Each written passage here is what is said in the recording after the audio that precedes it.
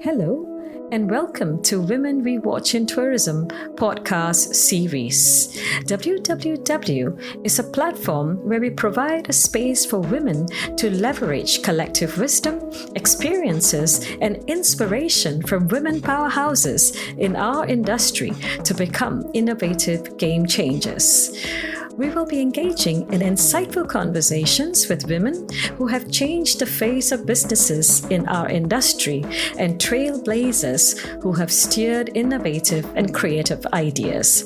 This is a must-listen podcast for women leaders, professionals, and entrepreneurs to become visible, break glass ceilings, and to grow their impact. We believe that sharing these insights will be a catalyst for women in our industry to unleash their potentials and to seize the crisis as a turning point. So join our conversations by subscribing to Women We Watch in Tourism podcast.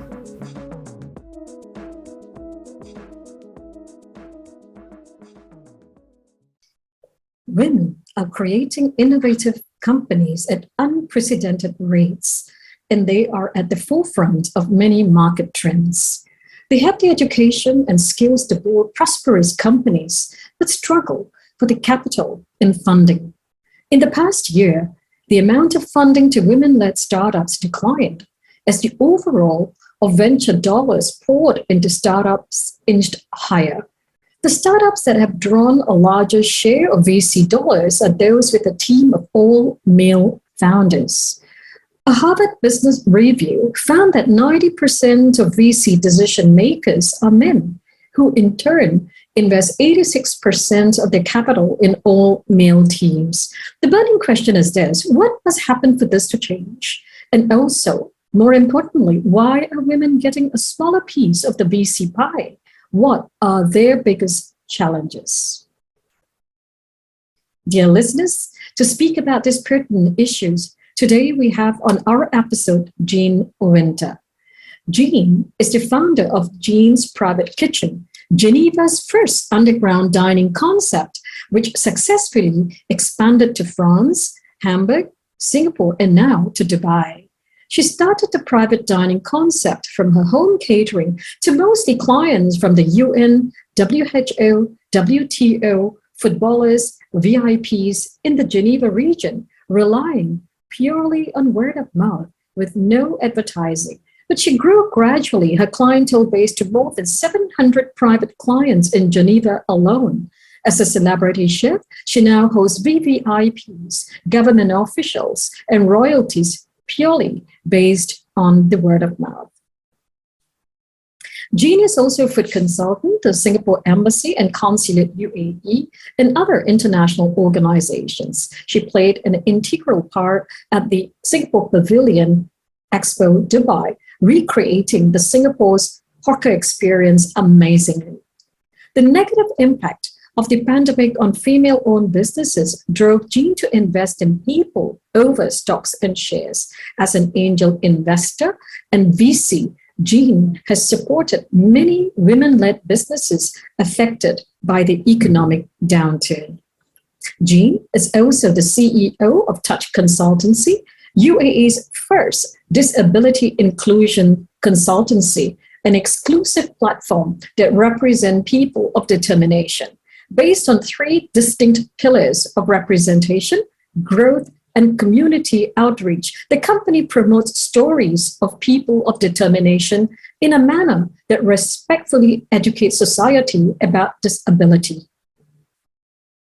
Despite her fame as a renowned celebrity chef, Jean is strongly grounded on her core values of honesty, kindness, humanity, charity, and good manners. And this is the reason why, without a website or paid marketing advertising, Jean draws thousands of followers on her social handles and major clients. Thanks for joining us, listeners, and let's deep dive into the conversation with Jean Winter.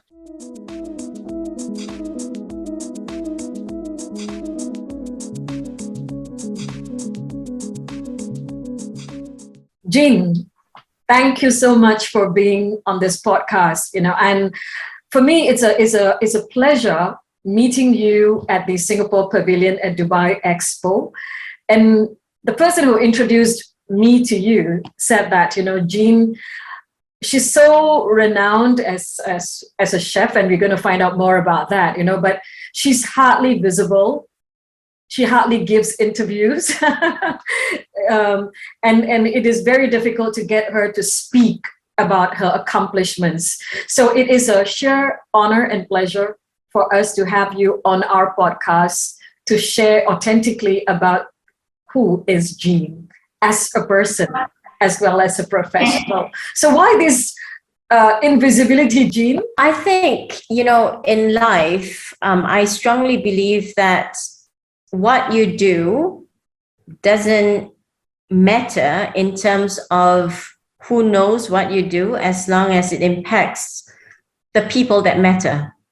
And I've always hidden because, especially in society nowadays, the first question asked is, what do you do? What car do you drive? Which school do your kids go to? It's always the first impression that defines you within 5 seconds. And I hate it. So for me, it should be, getting to know you as you, regardless of your background, your successes. But Jean, you live in Dubai, where first impressions are important. What car you drive, what cars you drive is important. And exactly. So how do you balance this between what you want and where you live? Okay, first of all the cars that we drive is chosen by the husband, okay? Not me. So when he asks me, what car do you want? I usually go with the color, which drives him crazy. So I'll say white or red or whatever. So I don't get to choose what car we drive. And he chooses the car what we drive based on security. Because in Dubai, people drive crazy. So let me get that straight first. And in Dubai, all the more, it has the reputation of a very false society, which is very true on certain levels. But if you find your tribe, then it becomes a very trusted tribe. Mm-hmm. I have been very blessed because we have moved. I'm Singaporean. I lived in Singapore. My kids grew up in Italy. Our house is in Geneva, France. They went to school in Hamburg, and then now we're in Dubai. We have always been in societies where image is very important, career is very important, reputation, your background, your connections are important in those exact societies. And somehow I've survived, not letting people know who we are or what my husband does, what I do. Yeah. That's not easy to do. Like you say, against this background of affluence that you have been in. How do you maintain that this value of yours, to not show off, to not define, because I saw, like you in your Instagram, you say, I don't have a label for what I do. And I love that. But that tells, like, the meaning behind I don't have a label for what I do. You just explain. I think a lot of women feel that way, but it's not necessarily easy to maintain that value, especially when society is so into status, prestige. How do you do that? I think it's a lot about background as well. My parents, mom came from a middle-class family. In fact, my grandfather was a gangster. I love that story. Wow, nice story. My grandpa was a gangster in that sense, really. And my uncles are like true blue hardcore gangsters as well. It was in Malaysia. In Singapore. In Singapore, oh, wow. And my dad came from a very, very, very poor family. But my dad was a key example of how he grew from rags to, I wasn't say riches, because never even knew what my dad worked as a child until I was 17. Because my dad came from a really poor family. All I knew, I never met my grandparents. All I knew was that my granddad had to work 3 jobs just to keep the family going. And yet they were so poor that they were unable to afford proper school shoes for my dad, even uniforms because my dad was from St. Joseph's boys' school in Malacca in Malaysia. He was a very good student, always one of the top students. But because of that, even though he qualified to go to a very good college, my grandfather never had the money to send him to college. But there was a good ending, because he basically started out as a plantation, a pineapple plantation accounts clerk, which eventually he retired as vice president of Bank of America. Amazing. As the only VP that never had a university or college degree, but purely through hard work and strive. But with a background like that, and my mom, she's like the original OG, right? She has always The purpose of the listeners, Jean, what is OG? Like original gangster, and this one is like serious. I my mom like nearly beat up men who put women down. So I'm like, okay, mom. And she used to tell me, I was like, how can you be my daughter? She said, you're such a scaredy cat. She said, and growing up, I used to be so embarrassed of my mom, but of course now I hold her in like utmost respect, because I've literally seen her, and she's smaller than me. Yeah.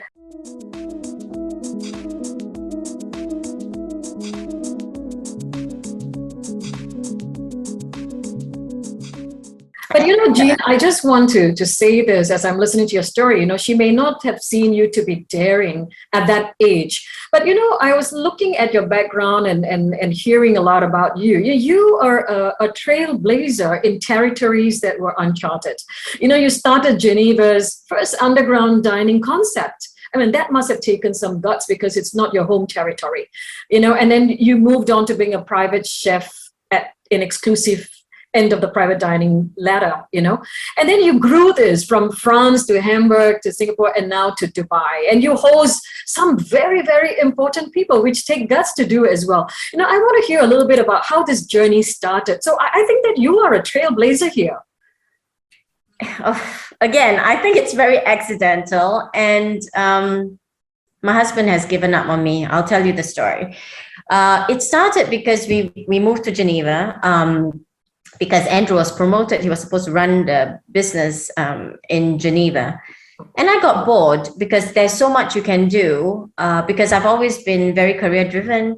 But my dad, being my dad, said, as a good Christian girl, I'm still his girl. He says, as a good Christian girl, you shouldn't be running the family. You should be the husband running the family. Stop being so headstrong. It's time to, let Andrew have his say in his career, because Andrew had turned down 3 promotions at that time because I refused to budge.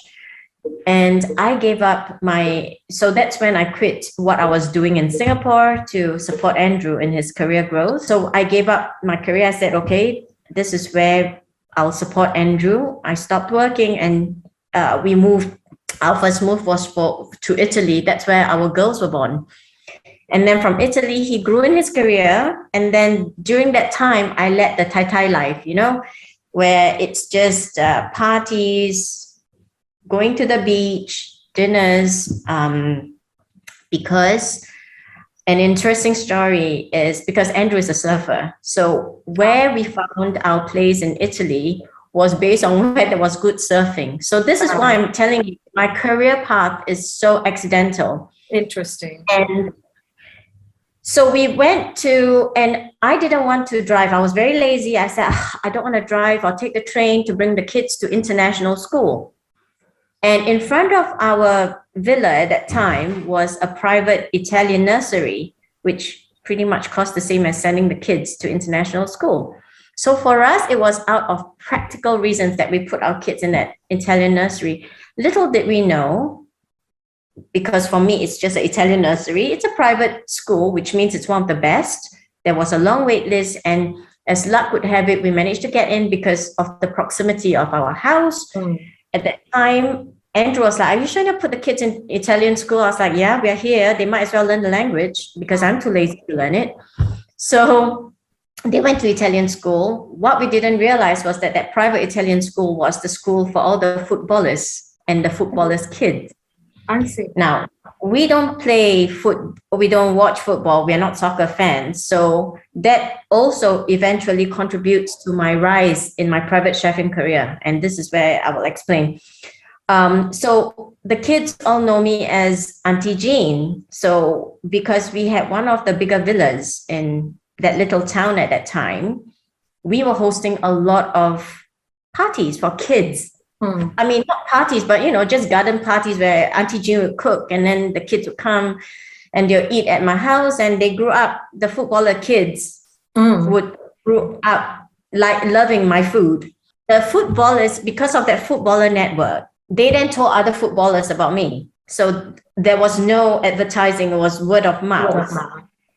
And somehow that footballer circle that we had became, together with other ladies around the village, became my friends.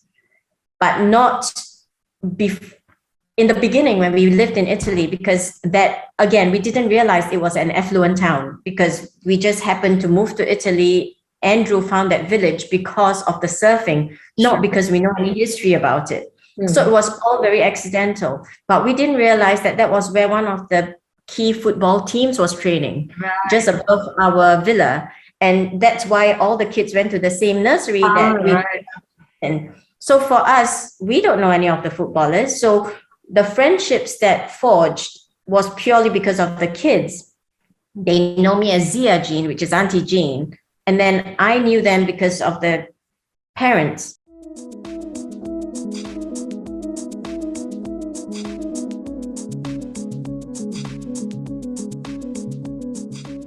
From footballers, being a chef to these families, and how did that move on to something larger? There. So from there, when Andrew moved to Geneva, there was no proper Chinese food. And that drove me crazy because I said, in Geneva, you have to pay hundreds of euros just for a proper meal at a Michelin star restaurant. But people have the misconception that all the Chinese eateries were fast food, oily, and it was just the wrong perception. It drove me absolutely mental. So when we were doing up our house at that time, I was so sick of eating the takeaway sandwiches, cold sandwiches from Carrefour in France. So I told Andrew, I said, you know what? If I'm looking for food at 8 o'clock at night, I'm sure everyone else is. He was like, are you crazy? It's Europe. There's no way anyone would be buying food off you. Nobody knows you. I said, I'll find my way. So me being me, I said, I'm going to start my own takeaway. He was like, what? And by that time, Andrew already rose to be general manager. Okay. He was like, what do you mean takeaway? I said, takeaway. I mean takeaway. He was like, how? From where? I said, from our house. He went, oh my God, no. He says it's illegal, number one. Number two, he's like, you're not a chef.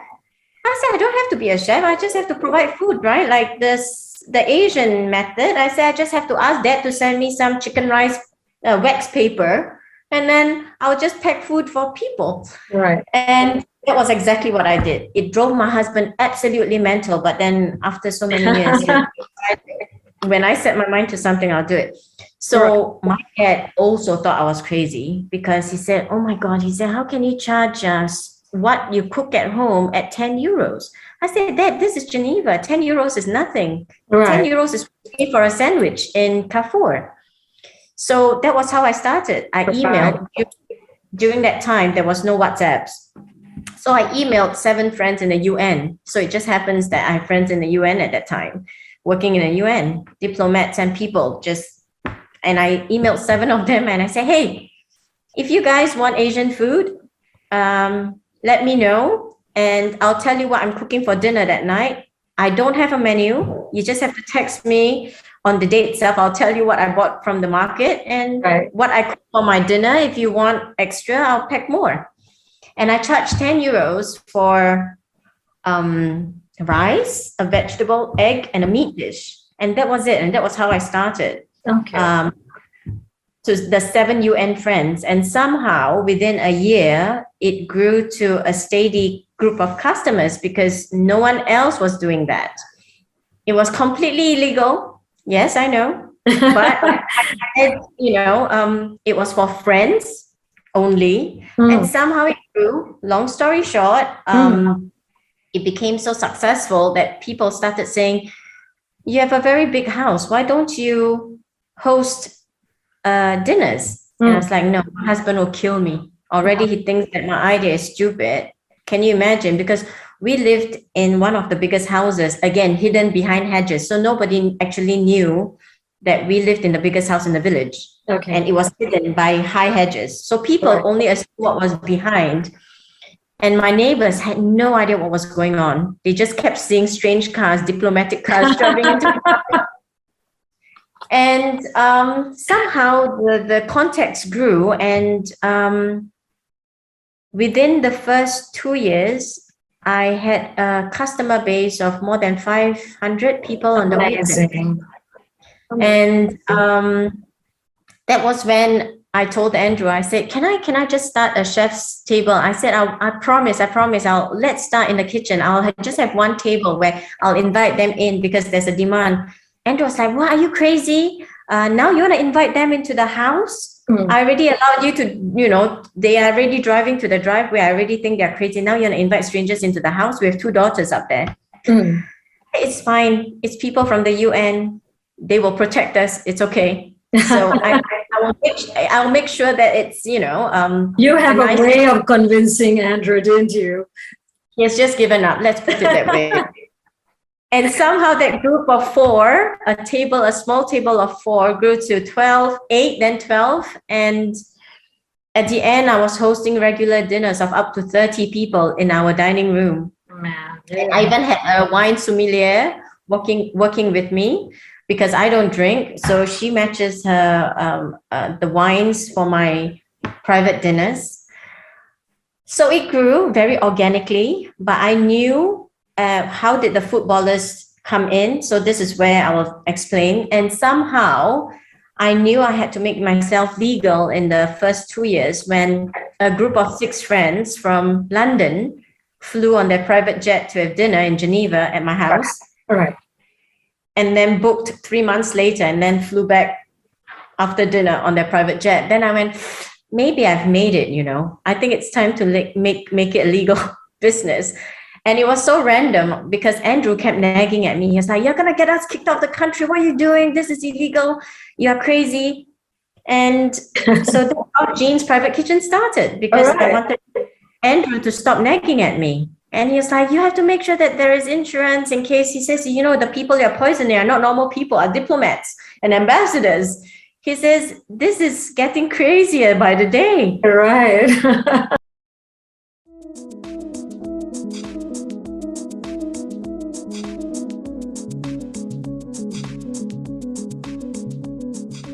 So Jean, it sounds like that your client base right from the beginning was of the elite. What would you say to women who aspire to be like you, but who do not necessarily have that kind of network?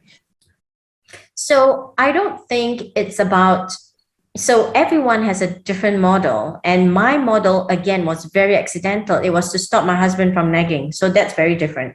Okay. Because I do a lot of things to prove people wrong. And that's just one example. But for people that don't have the same social circle or net worth, it is not about who you invite or who you have working with you, but who you can sustain as a client base. So it can be just someone on the street. Wow. But if that someone on the street can keep trusting you and keep coming back to you, you have your customer base. So for me, and this is why I don't tell people what I do, because when people come to me, it's because they trust me. They build a relationship with me. They believe that Jean is going to perform. They believe that Jean is trustworthy. They believe that when I say something, I'll get it done. Right. That's important. So that's why a lot of my businesses is Jean Winter. It's my branding. Absolutely. Absolutely. I think that's such a powerful thing that you said, it's your brand, your credibility, the trust that people have in you. And I think this is what that brought you today. You are a food consultant, the Singapore Embassy and Consulate at UAE, isn't it, Jean? And I saw you at being an integral part of the Singapore Pavilion at the Dubai Expo. Can you share a little bit about what you do as a food consultant to the Singapore Embassy and Consulate? So I am pretty much a food consultant, not just to Singapore Embassy and Consulate. They are just one of my clients. So I'm a food and business consultant to governments worldwide. Okay. So for example, and this is the problem with labels. I don't fit into a label because I create my own paths. Wonderful. So I'm pretty much a go-to for ambassadors or embassies that want anything and everything. So for example, for label's sake, I own an events company. So in the events company, I host Australia's Independence Day. They want tables, I give them tables. So that events company fits the label of doing events for all my diplomatic clients.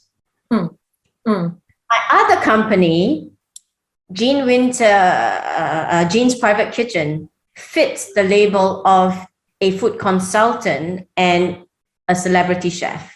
Okay. So this is the problem of society. I have had to create companies, and that's why I ended up with so many companies. Oh, wow. Because I create companies to fit into labels that society has. If you ask me what I do, I don't know, because I do many things. Amazing. So that's why in the end, I tell people I'm just Jean. It doesn't matter what I do. Okay, tell me what. This is such a really interesting and important conversation, Jean, because in business and in marketing, the masculine discourse of marketing is that you have to be an expert on certain things. You have to market yourself as this, and you have to create a niche. And like you say, there are so many dimensions to a person. How do you, which dimension do you want to take to create this niche? You are so many things.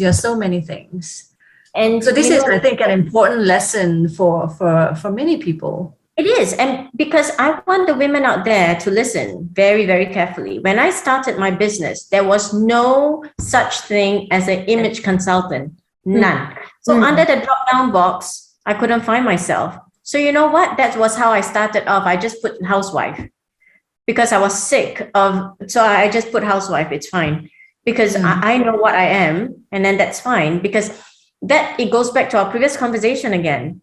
The right people will find you. And today, even though I own a range of companies, I have spent zero on marketing, zero. I don't spend anything on marketing. So that's why you can't find a website on me. None of my companies have websites. But then I still have the royals calling me.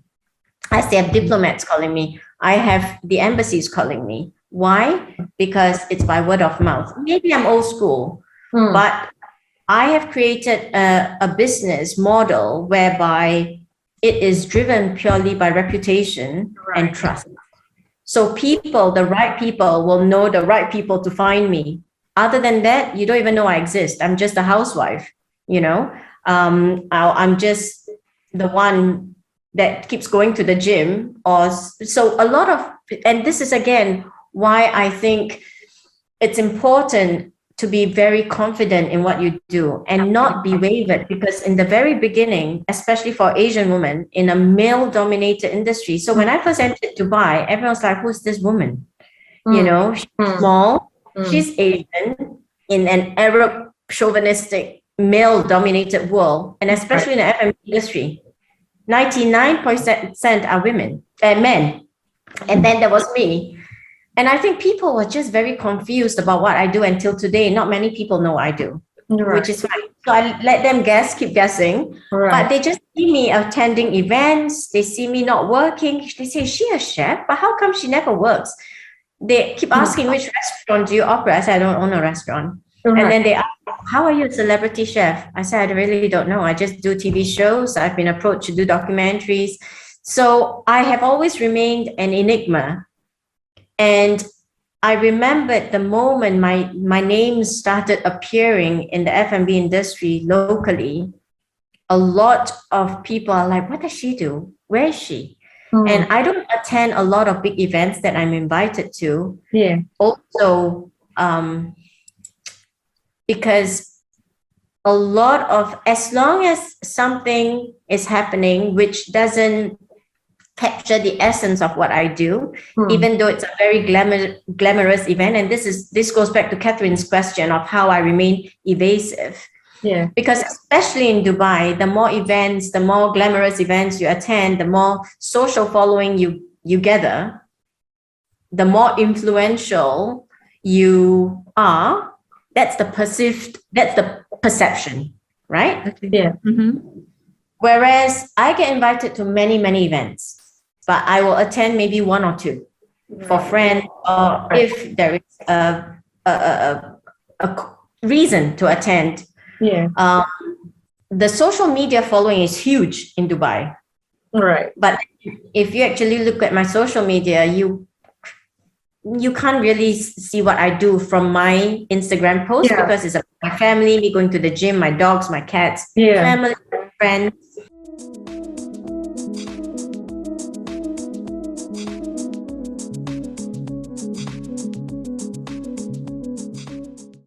It's a very interesting persona that you have, Jean, because, you've got so many companies, and yet you remain invisible to some extent, but you are doing such impactful work. You are an angel investor, a strong advocate of investing in women-owned startups. And during the smack of the pandemic, you extended an open invitation to female entrepreneurial group in Dubai, asking prospects to write in asking for funds and so on. And this is a brilliant initiative. Can you share a little bit more about this initiative? Because it is so important for people to hear about what you have done in the smack of the COVID-19. I think my husband gets famous for the wrong reasons, and he's like, oh my God, here we go again. So it's again because of him. On Father's Day, British Father's Day, he sat me down and he said, darling, I've never asked you what you do with your money for a long time. And he said, but it's COVID. And can you stop giving our money away? That was the opening line. He says, can you actually put your money in stocks and shares? This was Father's Day, British Father's Day, 2020, COVID. He said, I don't know what you've been doing with your money, but I know you've been giving it to people. He said, stop it. He said, this is COVID. People are losing their jobs. Companies are folding. People are moving out of Dubai. Why are you not putting that money in stocks and shares and growing it, or putting it aside for our kids?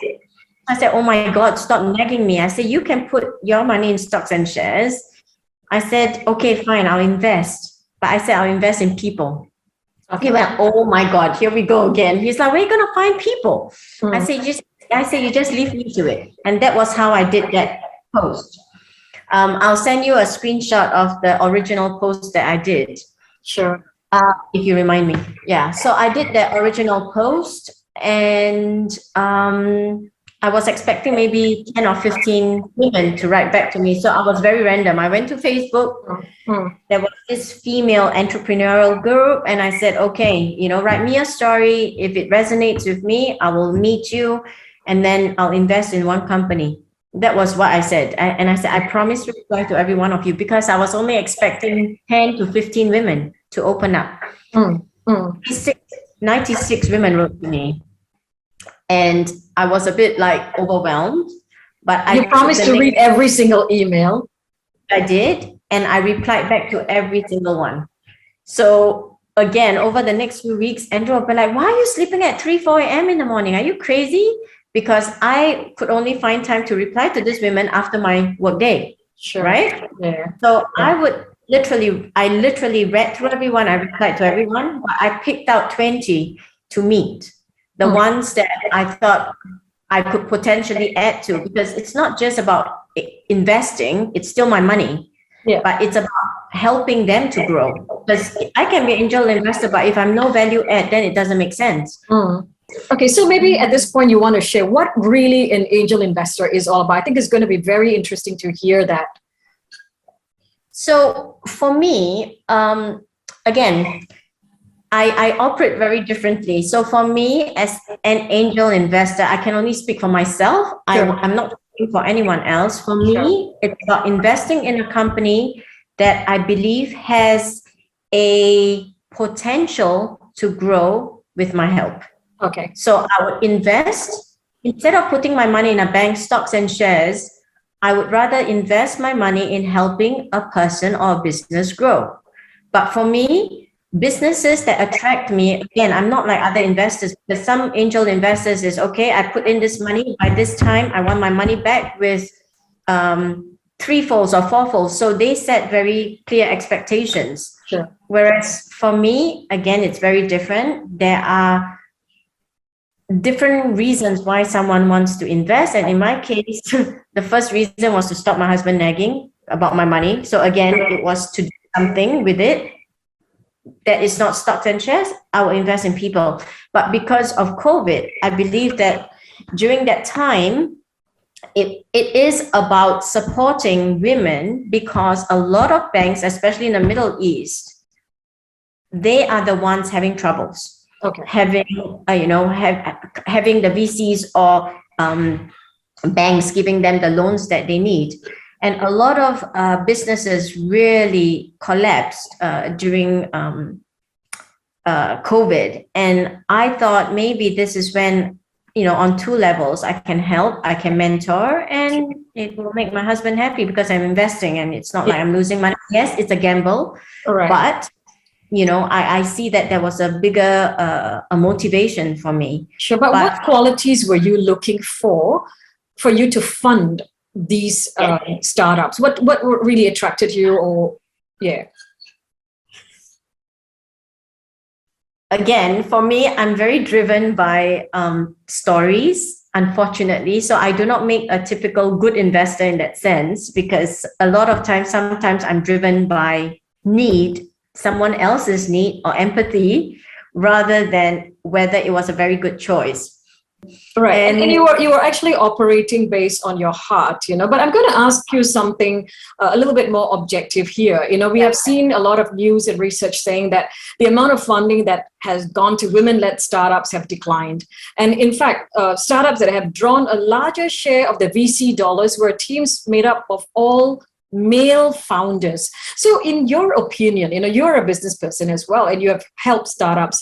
Why is it that women are getting a smaller piece of the VC pie? I think there are a few. This is, for me, I have also declined a lot of requests for startups, not based on gender differences, but how they come across when they are presenting their ideas. Whether or not it's male or female driven doesn't matter to me, for the example. But I know that in the industry, this is where perceptions have to shift.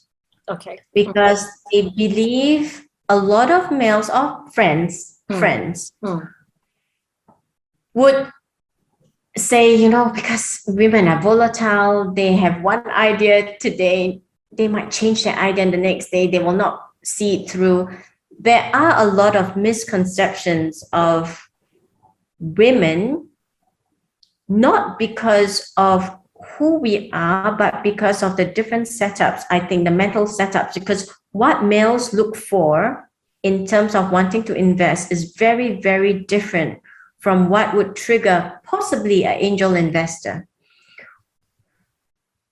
I am very black and white. I have turned down many businesses, be it male or female. There was another example where a female approached me, but when I went to meet them, it was 3 men and 1 woman. Oh. In that group. So, the men came across very strong and they said, this is our idea, But at the end of the day, I shot holes in all of the arguments and I said, you're not ready for me to invest. So I think they were a bit taken aback because they were not expecting that from me. So for me, whether or not it's men or women, it doesn't matter. But why women, I think, are finding difficulty in attracting male investors is because the way they present themselves, number one. I think the males. What do you mean by this specifically? What do you mean by the way they present themselves? A lot of the women, when approaching investors, are already intimidated even before they present themselves. Okay. So they go in very nervous, and the moment, it's like a lion's den, right? The moment they sense fear, already they go, oh, okay, interesting. Confidence, going in with confidence is a very, very big factor for women, because a lot of times I think the women feel intimidated in a room, assuming there's a room of VCs male, 8 males, and you go in trying to present your small business, they already feel intimidated going in. Sure.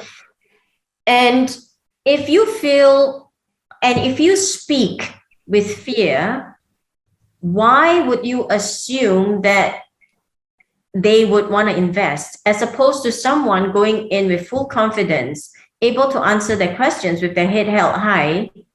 Then it puts you on equal playing field. Absolutely. So again, I have never seen myself as a woman in that sense. Oh, I'm a woman, I'm going for an interview. For me, I see myself as Jean, simple as that. Okay. I go in, I fight my case, I argue my case. And why am I given some big contracts, government contracts, as opposed to female, a fellow male who was also considered for that role? Because again, if you go in seeing yourself as an equal before you even start, Absolutely.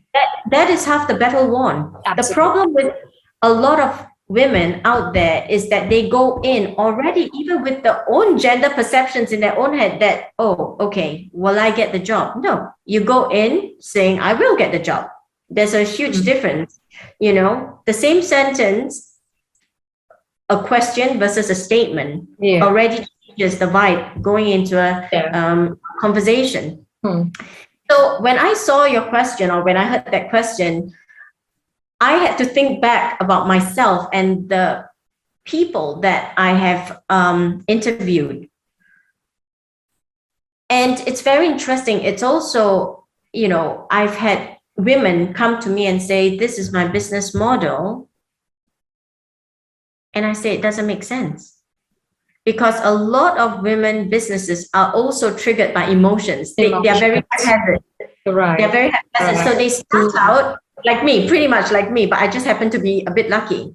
So it's very opportunity driven as opposed to purpose driven. And that is, where there are also problems where, oh, I think that there is this missing in the market. I want to start a business in this. In my head, it's a great idea, but did you actually go through the steps of making a proper business model? In their head, they think it is, but when it comes to the men, they are more steps driven, and strategy driven. Whereas women are very opportunity driven. Oh, okay, and emotionally driven. I can do this. I'm sure I can do this. In my head, this is a great idea. Nice. But then when they present it, it's a great idea, but how are you going to get there? They miss out a few steps. So even with me interviewing women, why do you think I ended up turning down, out of that 96, why did I only invest in 4? Because all the others didn't make sense. And I remembered very specifically one of the 20 that I ended up meeting. after she presented to me, in my head, I was like, wow, it's a miracle that she even got to where she was today. No. Because I asked her, I said, how much profit have you made in the last 2 years? She said, I don't know. She said, I've just been successful because it was a business that people needed that business. So whatever profits I had, it went to pay my rent, my car, staff. So they don't know what goes on behind. It's just a survival mode. But that will not attract the investor. So, for other women or ladies out there who want to start a business, remember that if you are looking for an angel investor, the angel investor is also putting in their hard-earned money. They don't want to put their money in a business that can potentially lose their money. Absolutely. So again, I might be very different. I may not ask for, again, for me, it was a matter of giving back, a way of mentoring, but giving my money that I may not be like other investors who gives you timeline to pay me back or to give me a certain profit by a set time, but I do not expect you to lose my money. Of course, surely. So in order for that to happen, you still need a very good strategy and system in place to prove to us why we should put my money in your business as opposed to other businesses run by men or other women that has better strategy. Makes total sense. Total sense,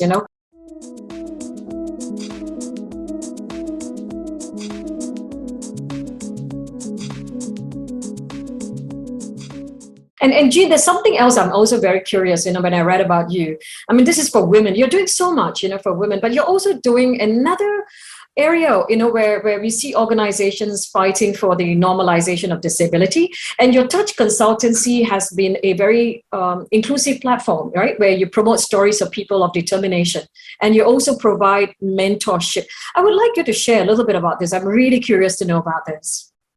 So Touch, it's quite interesting because Touch started because Australia, it was also during the same time of COVID, and the Australian Paralympian swimmer, Jessica Smith, had reached out to me. And I've met her at events before. She's a fantastic speaker, heard her story, inspirational one. And I thought, okay, why would Jess want to meet me? Okay. So she had said, when she grew up in Australia, she was born without her arm. And she grew up in Australia being treated as just another person, There's no difference between her and her brother and her brothers. She climbed trees, she swam, she went on to represent Australia. But she felt that when she came to Middle East about 2 years ago, she felt like people viewed her with pity the moment they saw her single arm, which was very interesting for her because she's never been made to feel like she was anything less. So she wanted to educate people about disability and how they are just like the rest of us. And I thought, I love that. So let's do it. She was actually looking for corporate sponsorship, but then because I deal with corporate sponsorships for governments as well, it doesn't make sense to me because the corporates will sponsor, but then they will also want a lot of things back. So I thought about it and I said, okay, I'll help you publish the books that you want to publish. But if you want to educate, then let's do it properly because you're not going to educate selling it to bookshops or having pop-ups. And that was another business that I said, okay, this will be my CSR. So let's see how we can help you reach out to more people, but help others at the same time. And what's interesting is that at the back of my mind, I've always wanted to set up a business called Touch with the tagline, touching lives, inspiring people. But I didn't know what that business was going to be. I just like the name of it.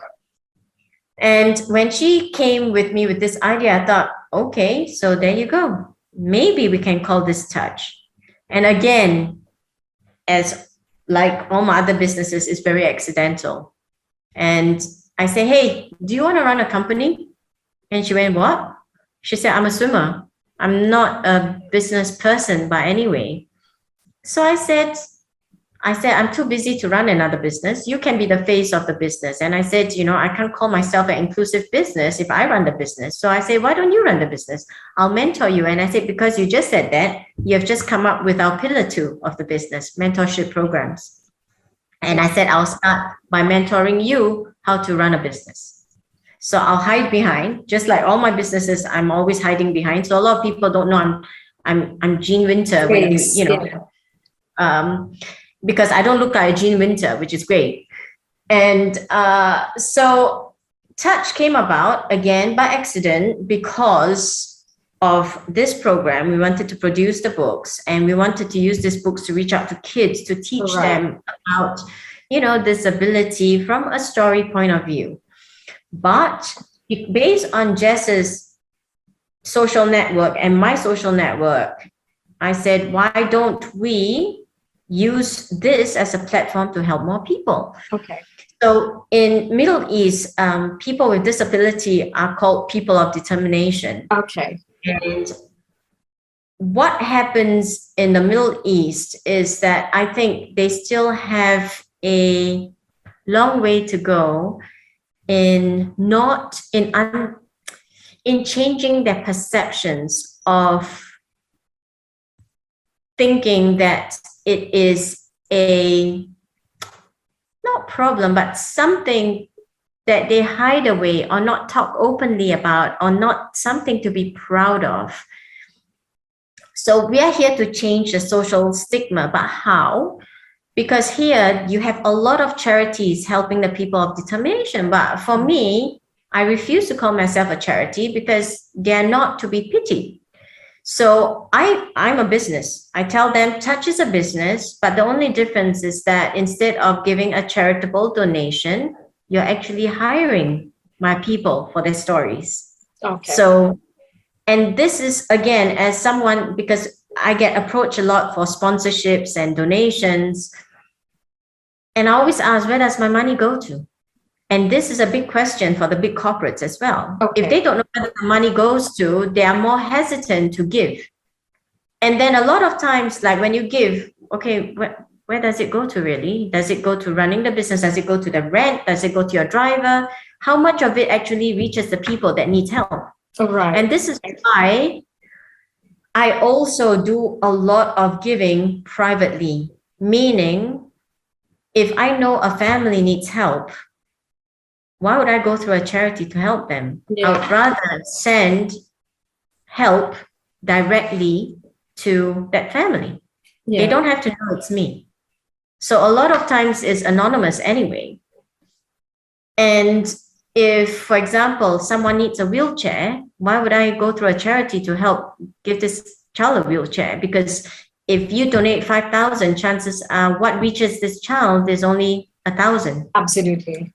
Absolutely. So Touch is very different because from the outset, we have our talents. And this is where my background will explain to you how I have all my celebrity connections and my different, connections with the Your different. path is so well charted, accidentally, but it's very so beautifully, everything is falling into place. People that from all the high places are now coming together to support your mission of bringing, stories of people of determination, of people who really need help, right? And through you're a facilitator, perhaps a conduit, between those who need and those who have, right?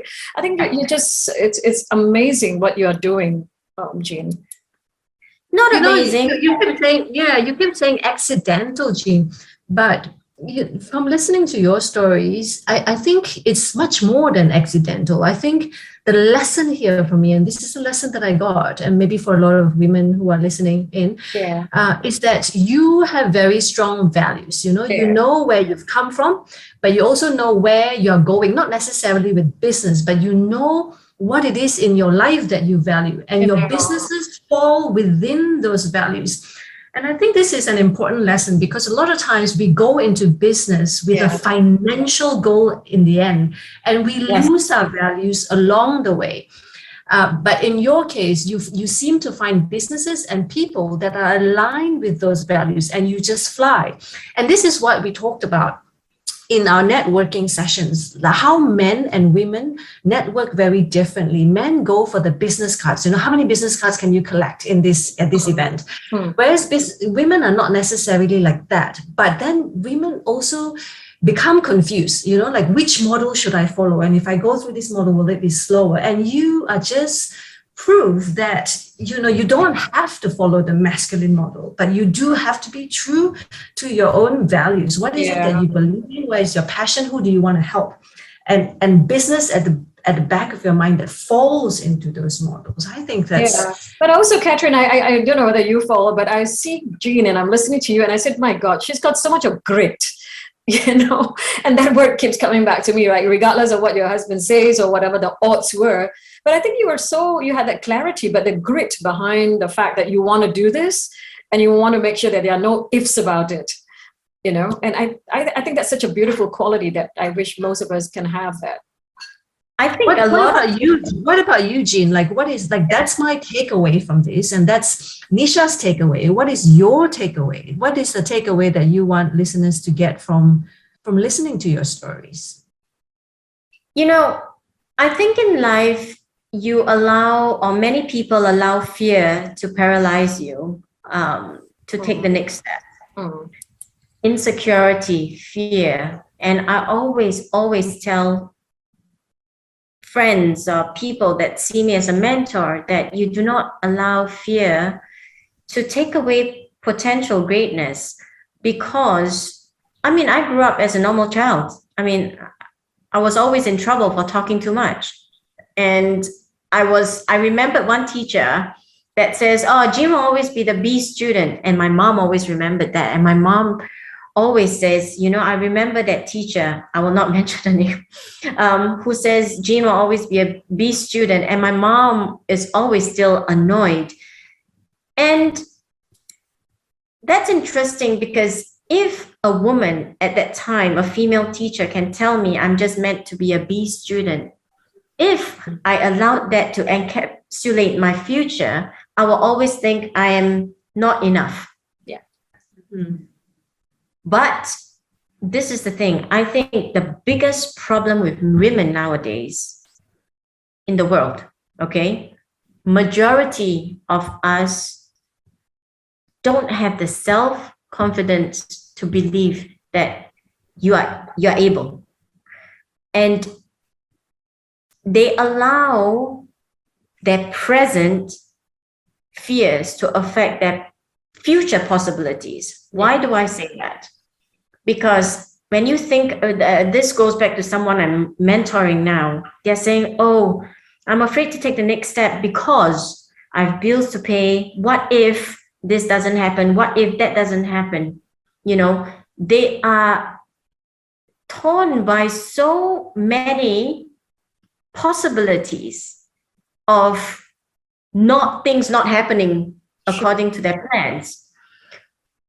Instead of saying, you know what, let me take the first step first. And then if there is a problem ahead, let me take the next step, then clear it. And then if another problem comes up, then take the next step and start clearing it. Absolutely. Yeah. But they don't see it like that. Fair enough. There are also situations whereby, in a third world country, the women are not given the resources, because someone said to me before, you're able to help because you have the resources to. Absolutely. I totally believe in that. But they forget that when I started, I had zero. Oh. I built up my own resource. I didn't come from a filthy rich family. No, I didn't.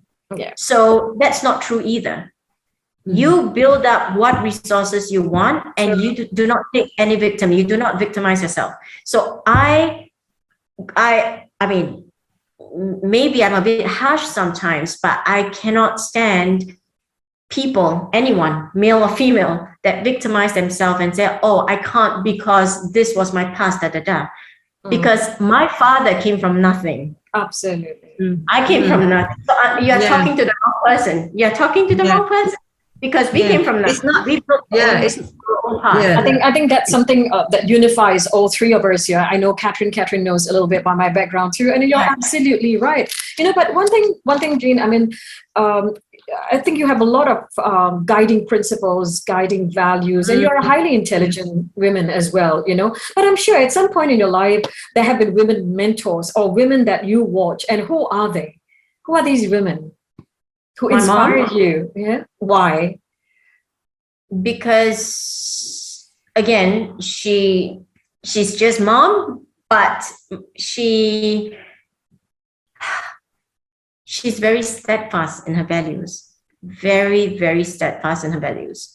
And when I grew up, I used to think, oh my God, mom's a pain because she just refused to budge in her principles, And I ended up being a mini her, which is not that bad. My mom said, and again, mom came from nothing. And why is she sitting on the big boards?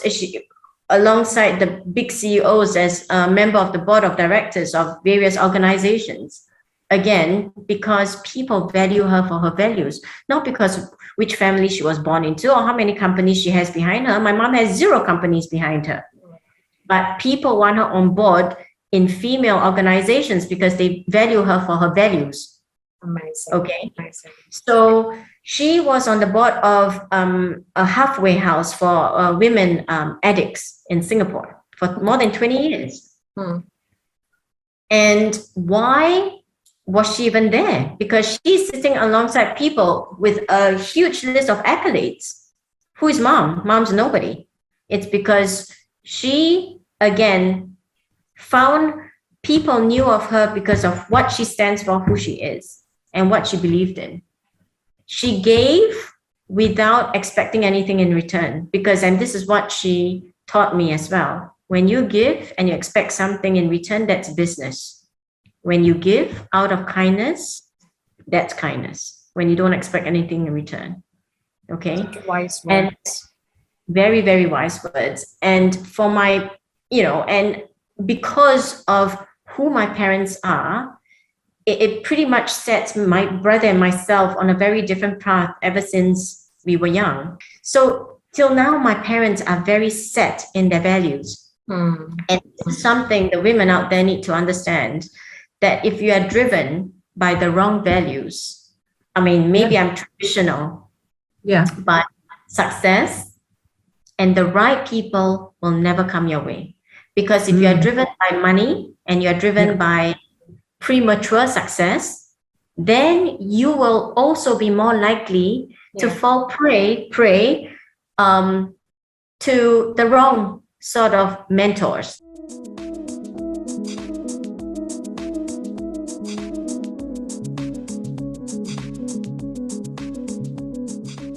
Jean, you have so many stories. You have helped so many women. You have invested in women-led businesses. You've done a lot for women, and you've been an inspiration for so many women.